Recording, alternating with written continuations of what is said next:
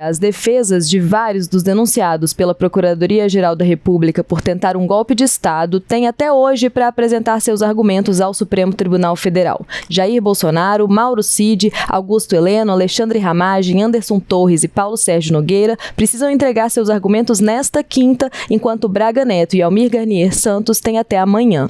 A Luciane Landim, repórter de O Tempo em Brasília, conversa agora com a gente para trazer mais detalhes sobre esse caso. Bom dia, Lu, seja bem-vinda. Olá, Dani, bom dia para você, bom dia a quem nos acompanha. Como você falou, acaba hoje, quinta-feira, o prazo para que boa parte dos denunciados pela Procuradoria-Geral da República nessa tentativa de golpe de Estado apresente a denúncia apresente a defesa ao Supremo Tribunal Federal. E isso é uma defesa prévia, especificamente a denúncia da Procuradoria-Geral da República. Ainda não é, por exemplo, uma defesa aos fatos narrados pela Procuradoria-Geral da República, ao mérito dessa denúncia. Então, como você falou, hoje acaba o prazo para uma parte desses denunciados. A gente tem na lista o ex-presidente Jair Bolsonaro, também integrantes do governo dele, Anderson Torres, que foi ministro da Justiça, Augusto Heleno, do Gabinete de Segurança Institucional, Paulo Sérgio Nogueira, ministro da Defesa no governo Bolsonaro, também o tenente-coronel Mauro Cid, que fez acordo de delação premiada com a Justiça, um acordo de delação premiada que embasou toda essa investigação, forneceu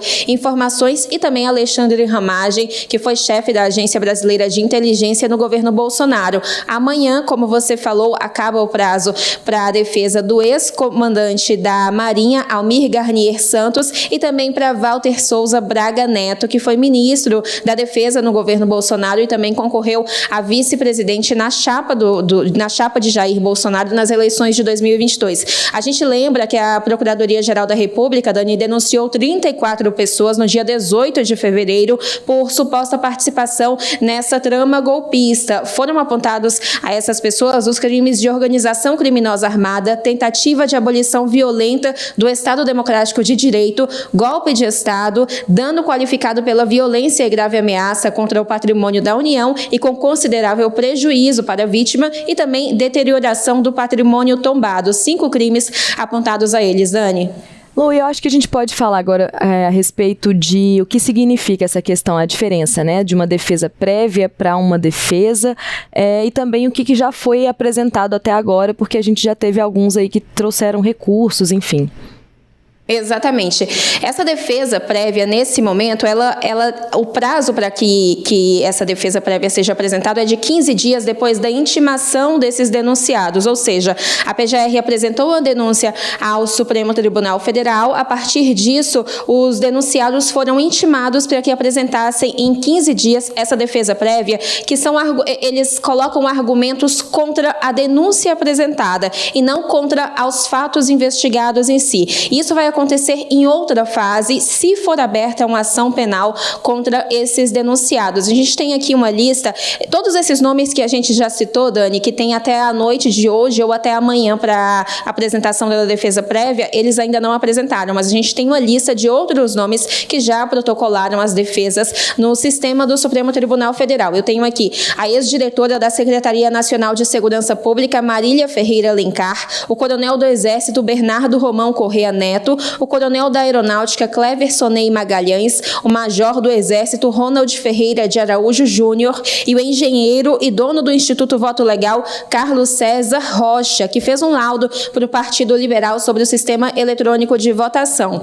Então, entre os pedidos feitos nessas defesas prévias por essas pessoas estão a rejeição da denúncia, contagem de prazo para a defesa somente depois do acesso à íntegra da investigação. Muitos afirmam que não tiveram ainda acesso à íntegra da delação de Mauro Cid. Também que a análise da denúncia seja no plenário do Supremo Tribunal Federal e não na primeira turma, que é a turma competente. E a gente teve também o general da reserva, Walter Braga Neto, ainda não apresentou a a defesa prévia, mas ontem ele protocolou um pedido para que tenha mais tempo para apresentar essa alegação prévia à denúncia da PGR. Ele também pediu que esse prazo para ele seja considerado somente depois que Mauro Cid, que também não apresentou a defesa, apresente essas alegações ao Supremo Tribunal Federal. Dani. E com base em que, Lu, ele traz esse pedido de mais prazo, assim, com base na liberação da delação, por exemplo? Porque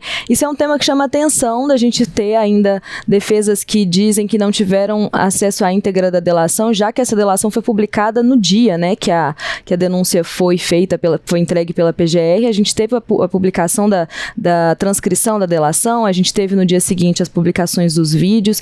Então, quais que são esses argumentos que embasam a esse pedido de mais tempo?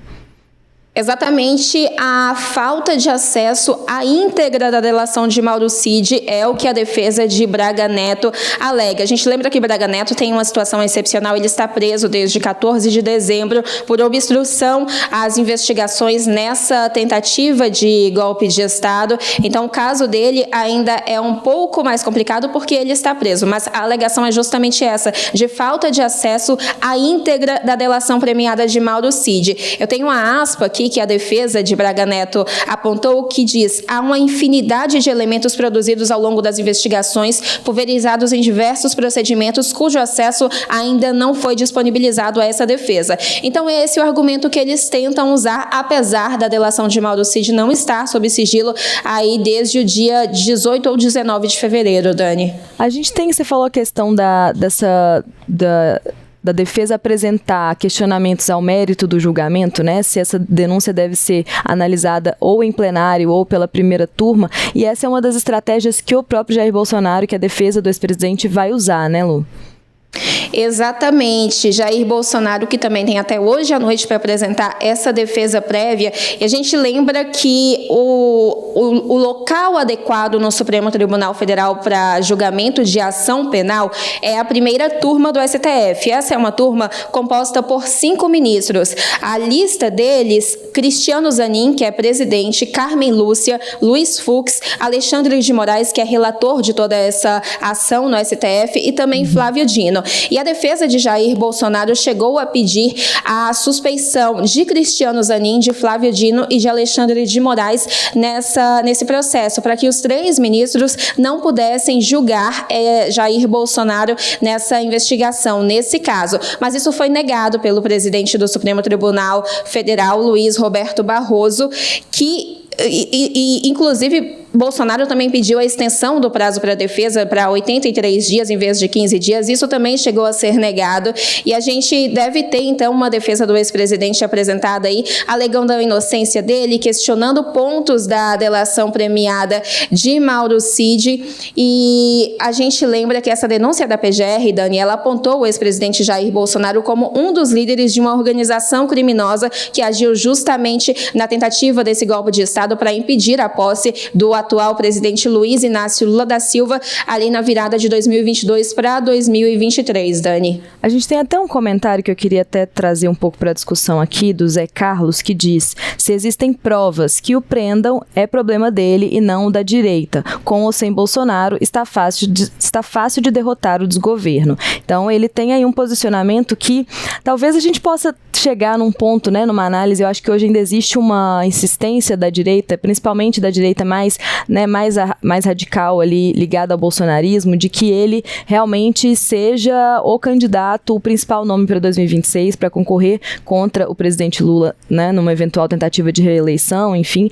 Mas, diante de todas as questões sobre as quais o Bolsonaro está implicado, fica difícil ver uma saída, né, para ele. Assim, são várias situações que são colocadas ali que o impedem de concorrer e que até, mesmo que ele concorra, podem trazer uma visibilidade ruim, né? Uma rejeição para ele numa tentativa de voltar ao Palácio do Planalto. E esse comentário do Zé Carlos é interessante nesse sentido, porque ele é claramente uma pessoa que está ali mais à direita, né? Ele diz que não é um problema da direita, então essa tentativa agora, será que a gente vai ver nos próximos dias, nas próximas semanas, né? Nos próximos meses, enfim, ao longo desse ano talvez, uma tentativa da direita de se distanciar do nome de Bolsonaro, de colocar outros nomes e se desprender, né, dessa figura que hoje é representativa para esse grupo, para essa parcela da população, mas que está implicada em uma série de questões que a própria direita condena, né? Uma série de, por exemplo,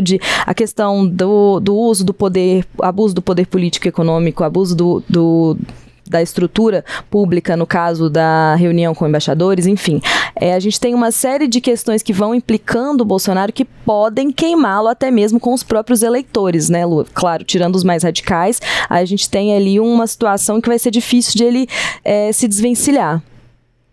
Então, Dani, a gente pode considerar alguns nomes que se aliaram a Jair Bolsonaro no passado e tentam se desprender do ex-presidente agora, nesse momento de ano pré-eleitoral. A gente cita, por exemplo, Ronaldo Caiado, governador de Goiás, filiado à União Brasil, que já foi aliado, inclusive no segundo turno das eleições de 2022, esteve com Jair Bolsonaro e agora se desprende do ex-presidente para tentar seguir uma candidatura própria viável no ano que vem. Mas uma ala mais ideológica, bem ligada a Jair Bolsonaro, é difícil que essa ala se desprenda do ex-presidente. Jair Bolsonaro, que inclusive vai tentar levar essa candidatura ao máximo que conseguir, mesmo estando inelegível, por ações que não tem nada a ver com essa investigação sobre a suposta tentativa de golpe de Estado. Ele foi condenado pelo Tribunal Superior Eleitoral em 2 ocasiões. Primeiro, pela reunião com embaixadores que fez no Palácio da Alvorada em julho de 2022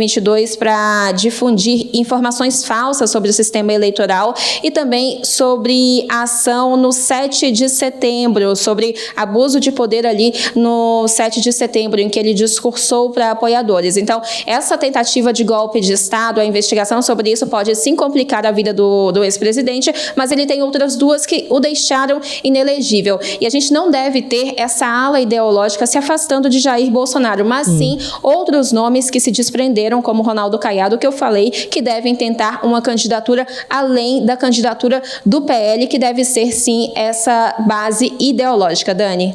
Lu, agora voltando um pouquinho para a questão das denúncias, então a expectativa é de que essas defesas sejam inseridas no sistema durante o dia, né? Ao longo do dia de hoje, é isso, né? Exatamente, a gente acompanha tudo isso, todos os documentos que entram no sistema do Supremo Tribunal Federal. A gente não é notificado, por exemplo, publicamente, a não ser que as defesas queiram assim fazer, mas a gente entra no sistema e acompanha. Até hoje à noite, a gente deve ter a anexação nesse sistema das defesas de um grupo, desse grupo que inclui o ex-presidente Jair Bolsonaro, e até amanhã à noite de Braga Neto e também de Almir Garnier dos Santos, que foi comandante da Marinha. A gente acompanha tudo isso para trazer as informações aqui, Dani.